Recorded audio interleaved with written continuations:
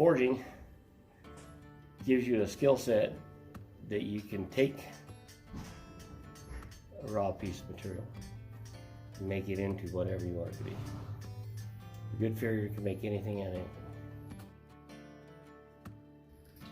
Forging to me is not only bending around a piece of steel that's already, just reshaping a piece of steel,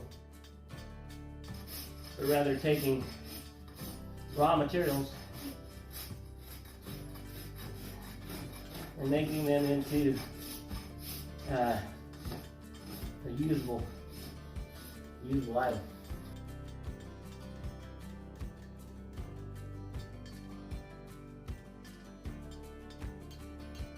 Forging in an atmospheric forge, you can't really burn up a shoe unless you got a really good forge. But in a coke forge, in a coal forge, man, that thing will be sparking, and you just see a blob like this, It's incredible.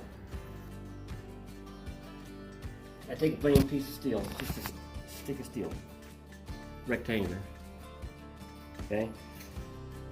And then let's say that I want to put a heel clock on one end. So I bump that end, push material together, compact it. That'll swell out enough material for me to forge out a heel cock.